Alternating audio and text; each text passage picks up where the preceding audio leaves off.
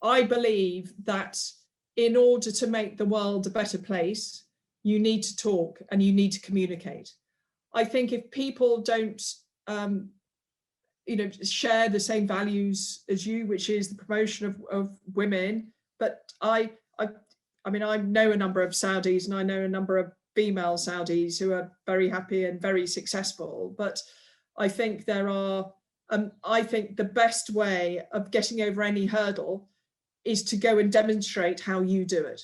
So I would welcome the opportunity to go there, because I would welcome the opportunity of Saudi seeing in the Saudi people seeing in their own backyard, what W Series is and what we've achieved. You're listening to the Mission Makers Show, a podcast that inspires humans to get into the mindset of success. My name's Farah Nanji, and I'm the founder of a business in the motorsports industry that explores leadership lessons from things like Formula One. I'm also a DJ and music producer in the underground electronic scene, and a public speaker on key topics like resilience, building high-performance teams, overcoming learning difficulties, and stimulating creativity. And to tie it all together, I love writing thought-provoking content as a journalist for these industries which are so unique in themselves. On this show, I'm sitting down with some of the most inspiring and driven people I've met around the world to talk about their processes, their failures, the lessons they've learned, and how they are truly making an impact for this world.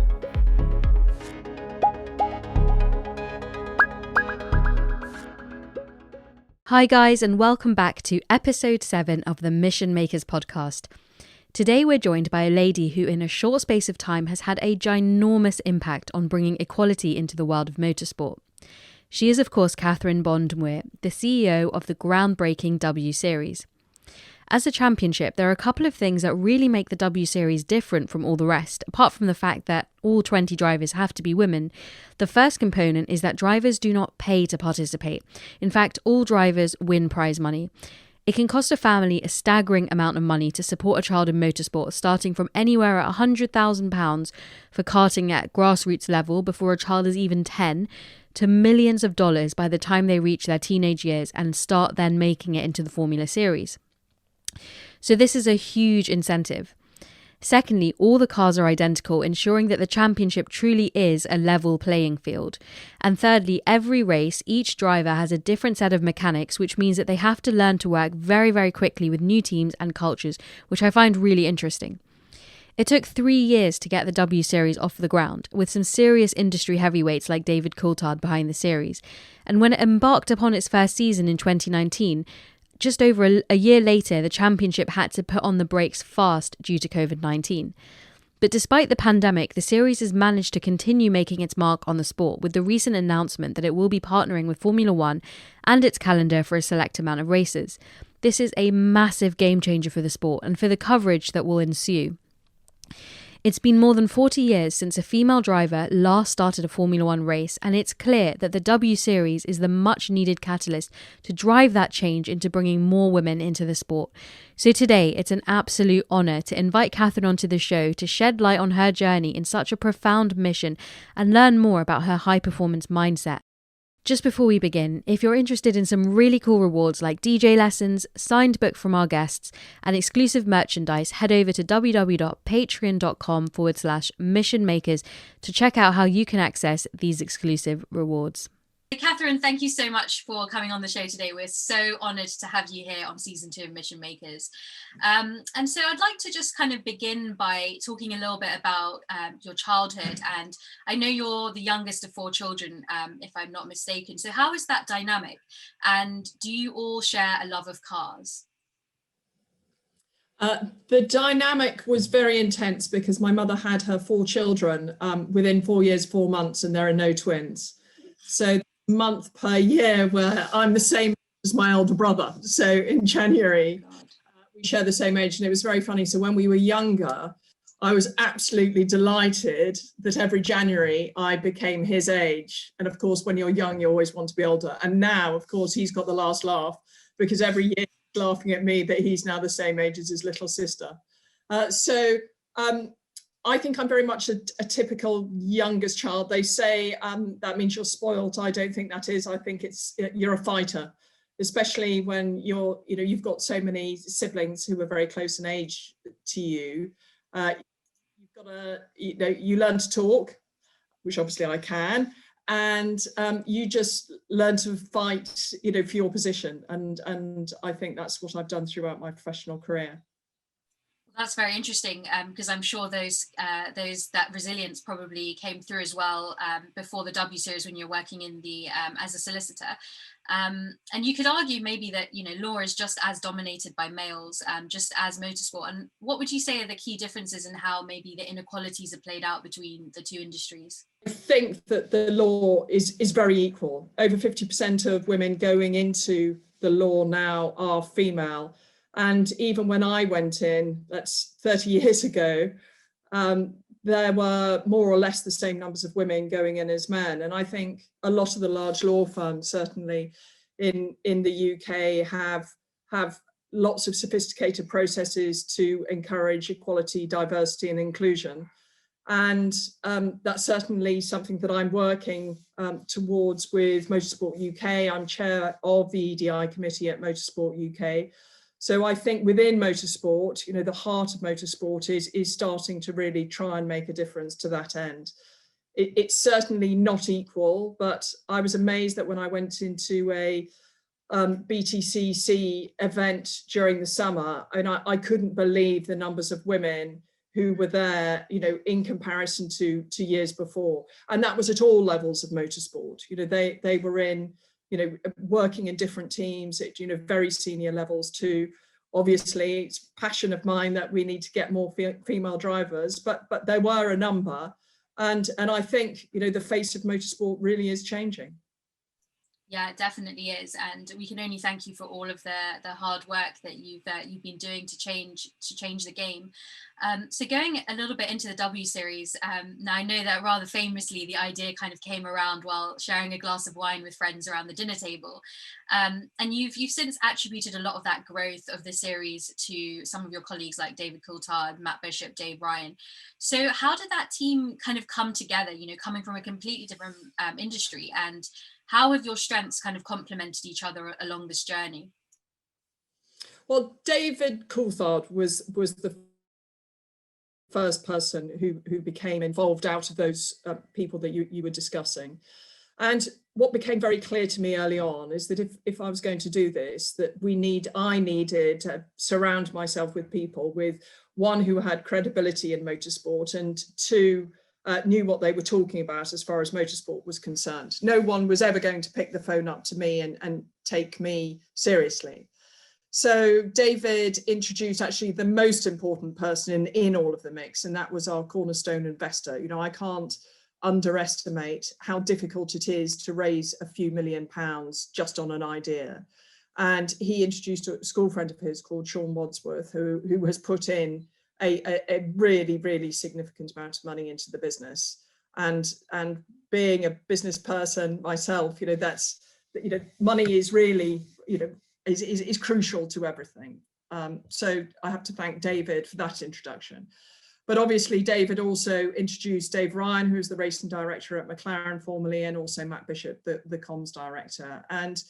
And the three of us, so that was Dave, Matt and me, spent a huge amount of time in 2018, in the summer of 2018, sort of putting, the ideas together.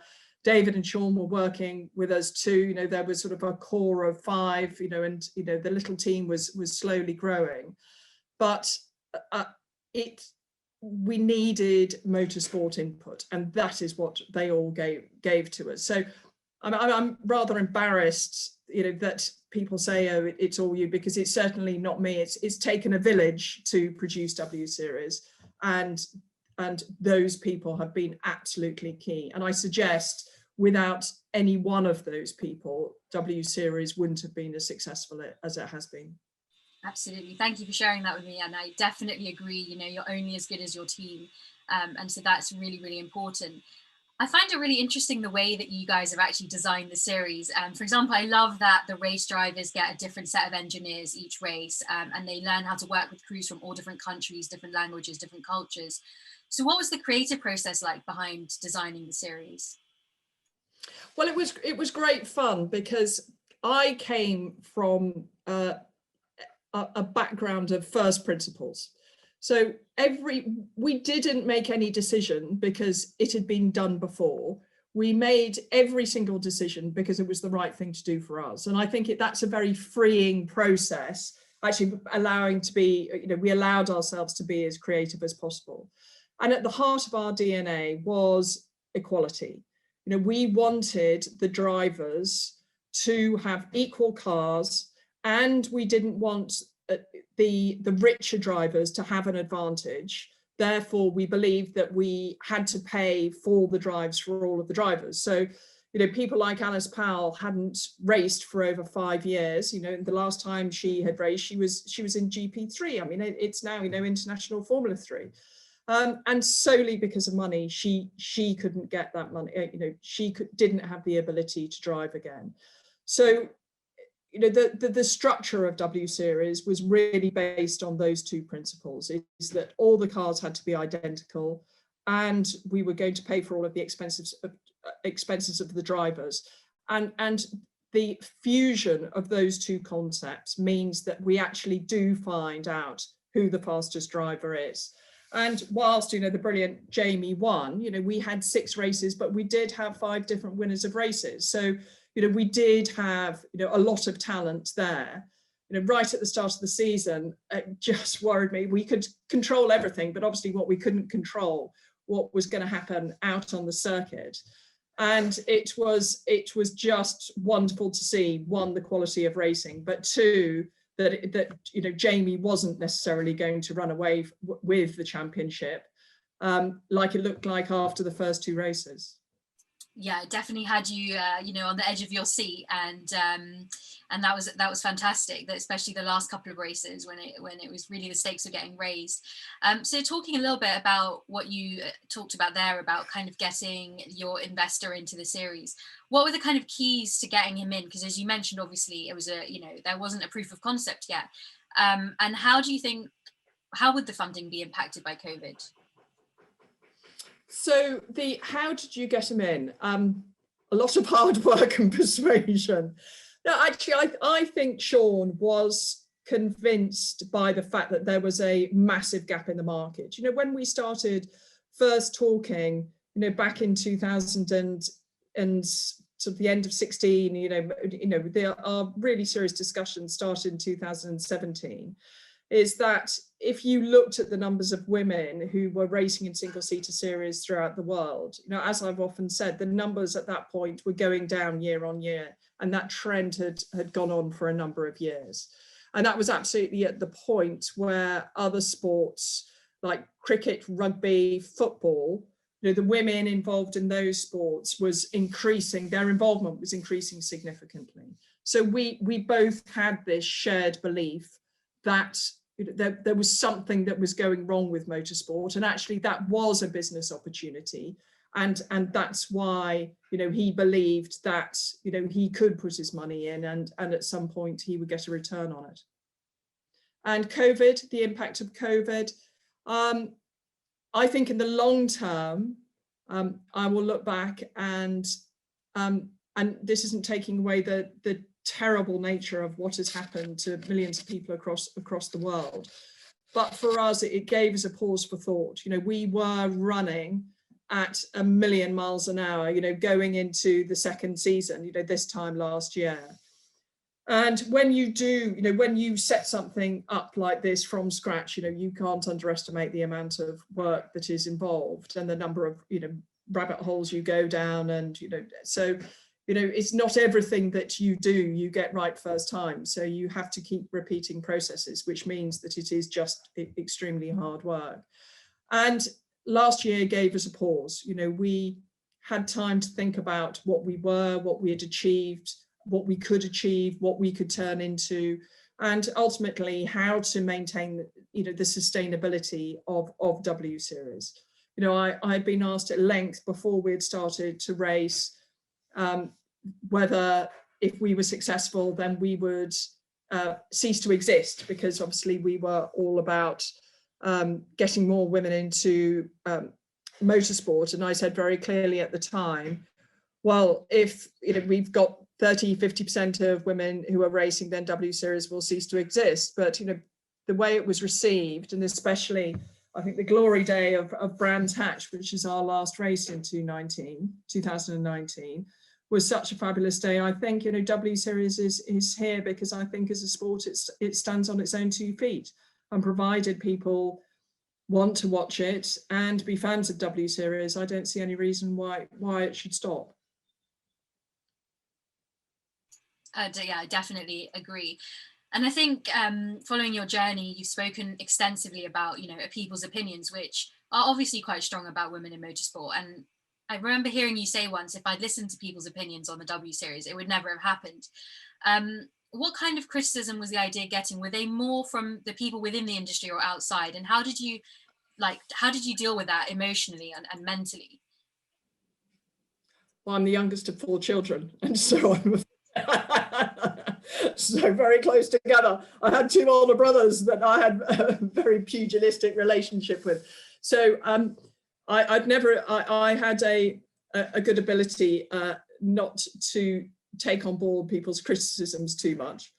But a lot of the criticism actually happened from friends of mine involved in the sports industry. One of the major criticisms was a systemic criticism, and this is back in 2016, 17, 18, was to say, Catherine, it's a great idea. It certainly is required in motorsport, but remember, no one watches women's sport. And that was but they were not wrong. I mean, at that time, they didn't. The stats of the people in watching women's sport was really small, and we all need luck. And in 2019, because of the Women's World Cup, I think that started to change the way that people looked at women's sport. They believed for the first time that it could become commercially successful. I mean, if you look at what we achieved just in the UK with our Channel 4 broadcast, we became, just within 6 races, we became the 2nd most watched motorsport in the UK after F1. And we were the 2nd most watched female sport after football. So, I mean, what that did demonstrate to us is that there is a potential audience out there. Well, there is an audience, it's no potential. We believed that there was a potential audience, but we demonstrated that there actually actively was an audience. And of course, what we're looking to do is, grow that audience significantly, both in the UK and in the rest of the world this year. Definitely. And so going into a bit of the drivers and what you look for when you're picking the selection for the grid, what are some of the most important mental strengths that you look for in a driver, and what are some of the techniques that the series uses to train for high pressure and mental fatigue? So I will say, because I am not a motorsport person, I have absolutely no involvement in the selection of the drivers. But ultimately, what we are and the team is looking for is they're looking for talent, either current or future talent. Unashamedly, what we are looking for is stars of the future. So we had a very large selection process in 2019. We invited applicants. We had over 100 applicants that we whittled down to about 56 drivers that we took to milk for our first selection process, and then those were whittled down to eventually go into our cars, and then we had the final selection process to get to the 18 drivers plus 2 reserves. But ultimately, it was just about who we thought were the fastest drivers. That's what we're about. But I think if you look at the work that the FIA has been doing, with Ferrari on their Rising Stars program, I mean, they've certainly identified a number of extremely talented young drivers across the world. And, we'll be looking out, I think, for those and seeing how they get on. And hopefully in the future, we'll be inviting some of those drivers to join W Series. Definitely. And what about the pressurized induced training? Do you use anything interesting to kind of to train the drivers around that aspect? Yes, I mean, we had a physical trainers and people who were, who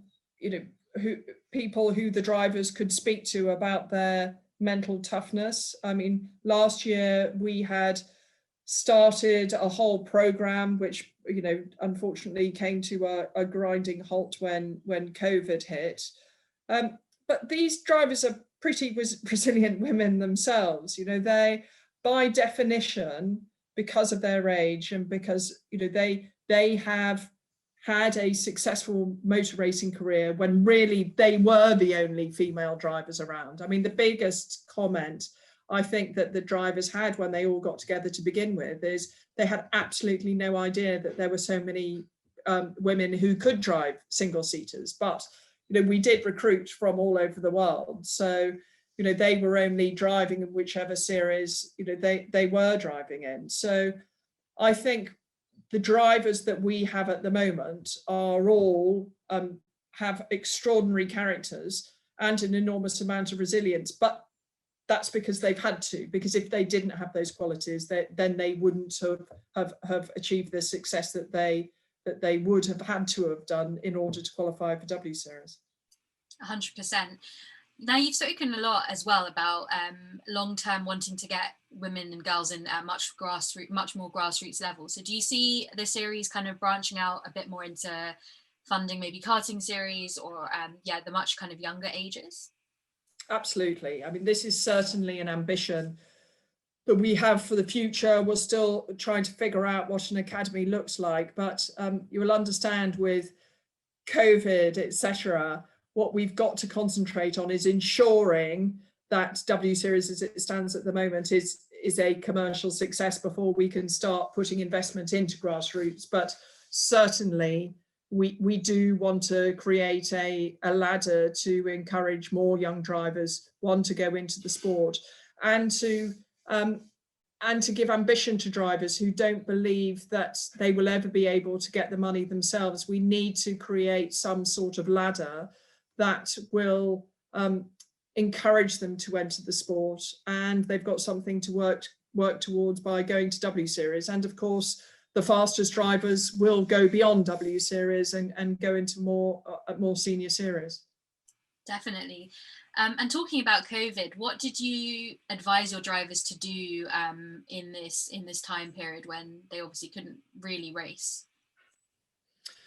Well, I think what we offered was counselling around mental resilience. I think everyone was having a difficult time to deal with it, but I think that the eSports Championship that we put that together incredibly quickly, and that I think gave the drivers some sort of focus and that reminder that over the period of time they realized that they wouldn't be racing in 2020, but it wasn't great as far as being a motor racing driver was concerned, but at least it kept them sharp. And also what they did produce was this fantastically successful series that people actually wanted to watch. We had over 1 million people watching us online, which for me is extraordinary, but I think I find that extraordinary probably because of my age and I don't understand, the digital motorsport audience. But, we had some great races. I think we knew that Beitske was always going to be the most competitive just because all of our drivers obviously spend quite a lot of time on our simulators. So she always punched above her weight on the sims last year in 2019. Yeah, I remember listening to an interview with you recently about with one of your drivers. I think it was on Mark Gallagher's podcast actually, and I was just amazed because I remember hearing that like one of the drivers during this time had to kind of get a job in logistics, and I think it was Hermes or something that she was doing delivery for, and and it really just shows the human level and that the just how intense it is to carry out your dreams, particularly when a lot of these girls have it's going to be such a huge impact to have taken a year out. It is, but I what I don't want to do is pick up on any individual. The whole world has found the last year incredibly difficult, I would expect that our drivers, because of that resilience that I talked about before, would actually cope with it better than the average person, because they've had to deal with setbacks. When I do remember very clearly one of the most memorable moments of 2020 is when I was at the town hall with the drivers, actually telling them that we weren't going to race in 2020. And their immediate reaction was asking me, was I okay? Am I all right? And not, they weren't thinking of themselves at all. I mean, it was absolutely extraordinary. And then there was a lovely counterpoint to that when I told them, they all came onto the same Zoom call for me to tell them that we had done the deal with Formula One that they had done. And their reaction is just another reaction that I couldn't have predicted at all, because they didn't say anything.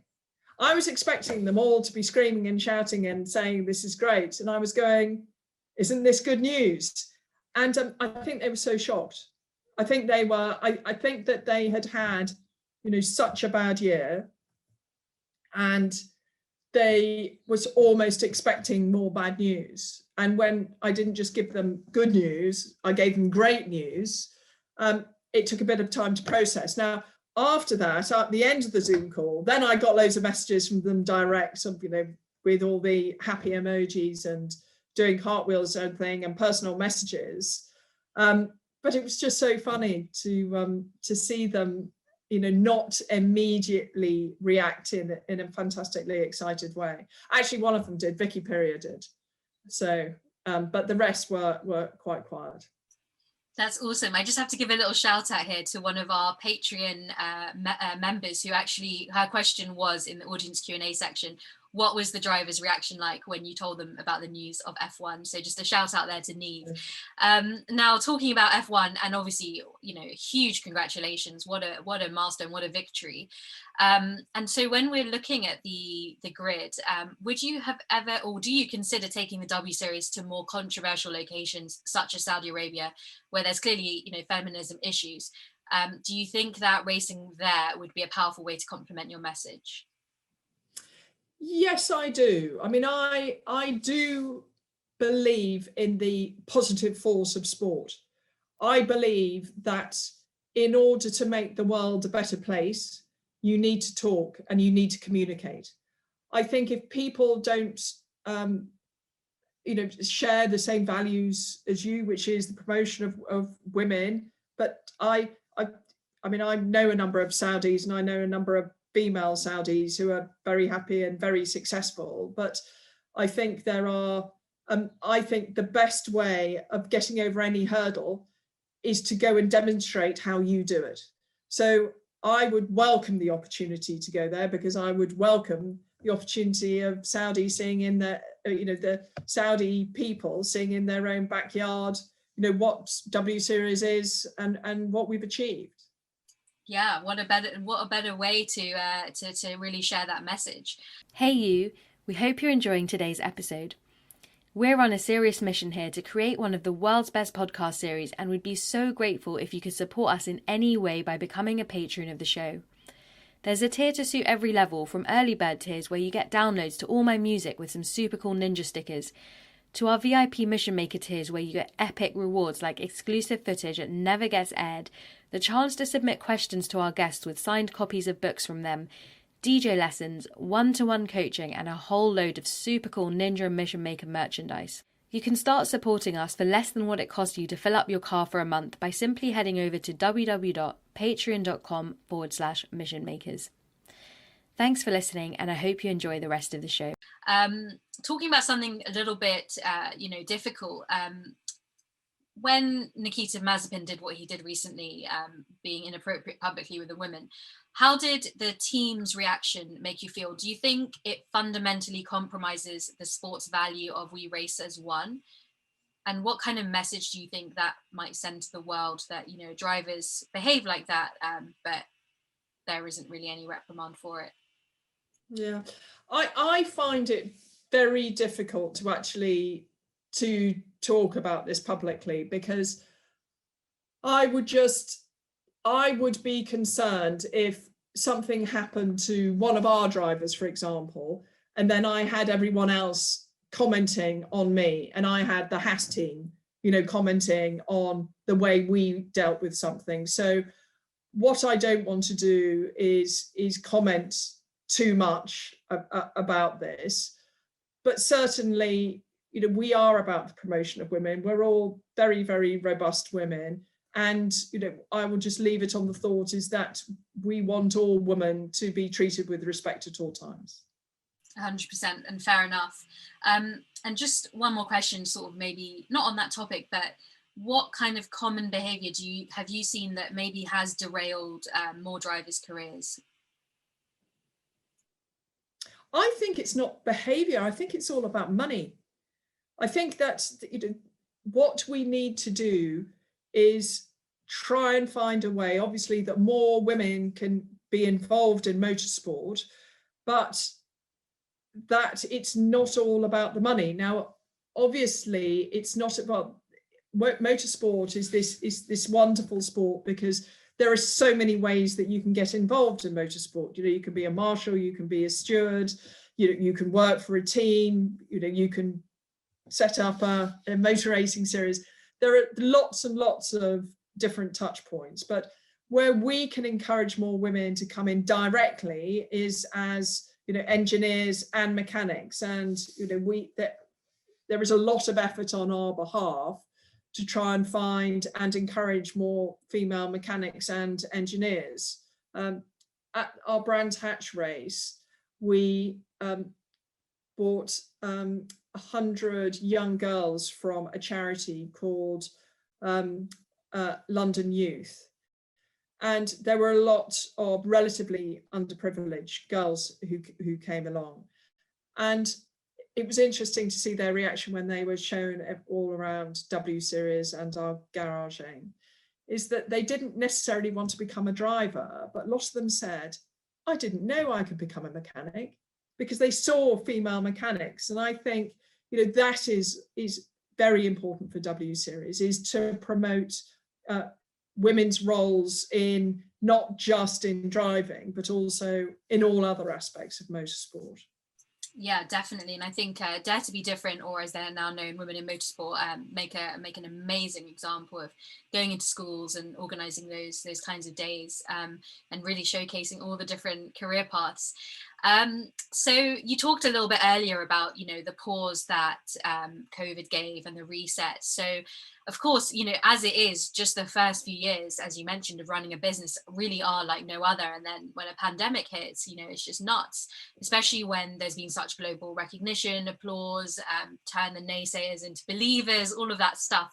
And I know that you said as well that, going racing just wasn't an option, particularly because one of the main reasons was that, obviously you have drivers that are all from different countries.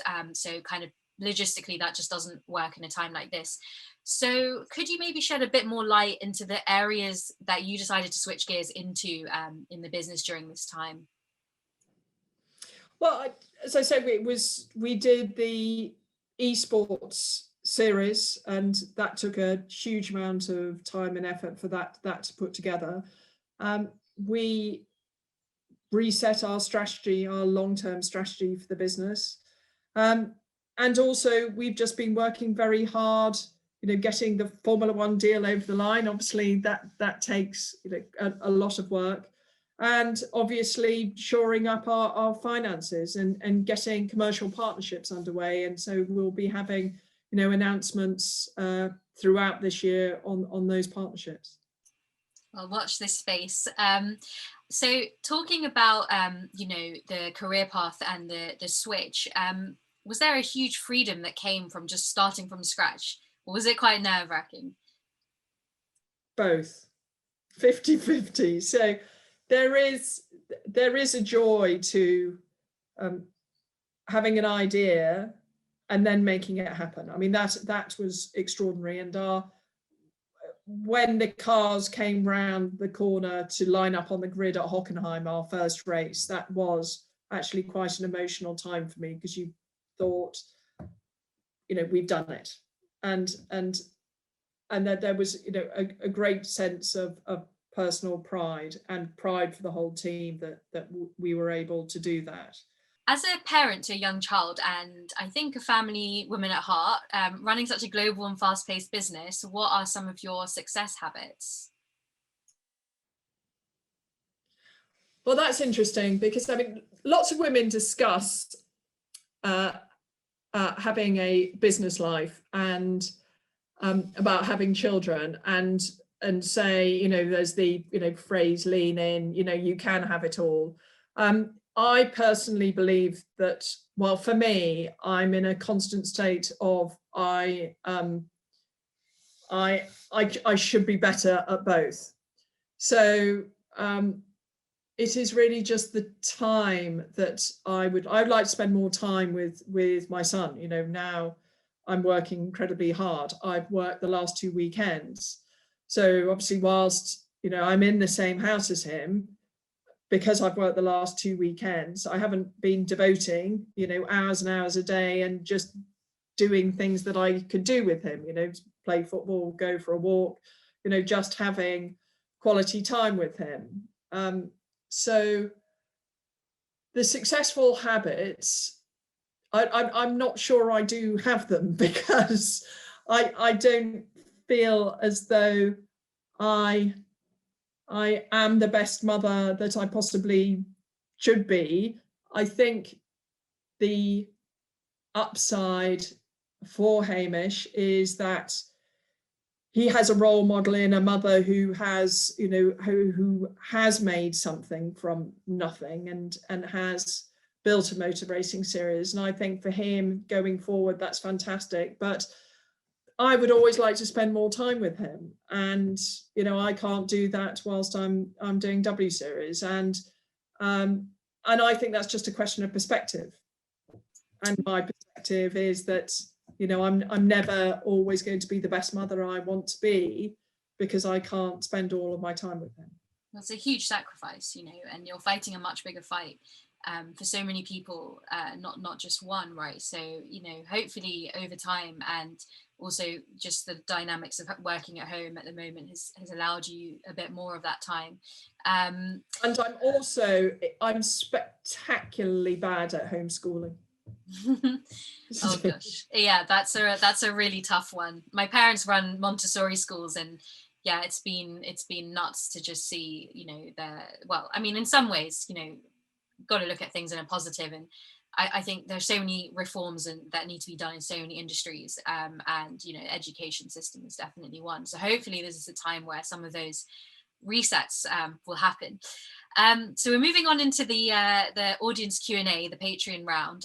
So you've already answered one, which was about the driver's reaction. So the other one comes in from Ali, who asks, would you ever consider having men enter the series to prove that it can be a mixed series? That's a really, really, really interesting question. W Series is about women at the moment.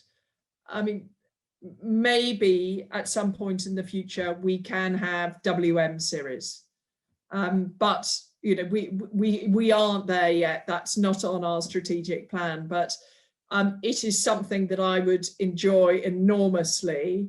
And I think would be good fun. You know, I've never, you know, people when they first criticised W Series, you know, said it was all about segregation. I mean, I've never, you know, recognised that word. I don't believe we segregate. All of our drivers go off and race against men, you know, throughout the year, you know, when they can race, obviously, and you know, and we encourage them to do that. But yeah, it's a great thought and something that I wouldn't rule out. Fantastic. Well, we will be watching when that happens. So final part of the interview, quickfire round. We've got 5 questions for you, 60 seconds on each. So I know that you're a lover of disco music. So as a DJ, did you know that? So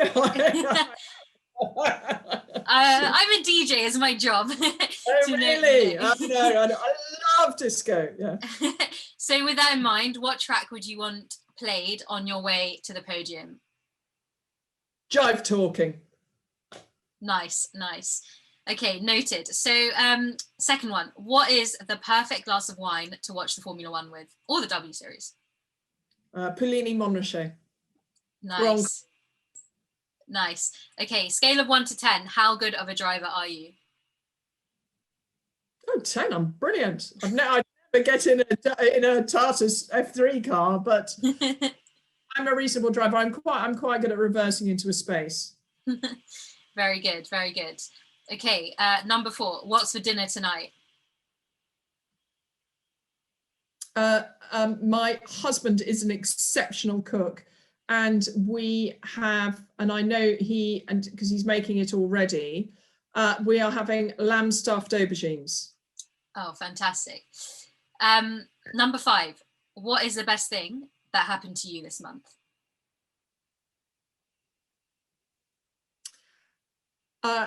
Someone has been working on and off with W Series, and I called him up and told him we were giving him a full-time job. Oh, that's very nice. He's such a nice man. It was just, and he was so happy. It was a really, really lovely thing to do. That's fantastic. Well, Catherine, thank you so much for your time. We really, really appreciate it. And we wishing you a fabulous weekend, a good Friday night, and all the best. Thanks very much for having me, Farah. It's been a delight. You've got to take your hat off to Catherine for the incredible mark she's made on the sport in such a short space of time. It definitely takes courage, and I hope it's left you feeling really, really inspired about the changing face of women in motorsport. We've got some amazing guests coming on the show this season, so be sure to share the show with your friends and subscribe to us on Apple, Spotify, YouTube, and wherever else you listen to your podcast. And do feel free to reach out to me at Mission Makers or at dj.n1nja on Instagram. Thank you again for listening, and if you're interested in supporting the show and getting some really cool rewards like DJ lessons and life coaching with me and my teams, don't forget to visit www.patreon.com/missionmakers.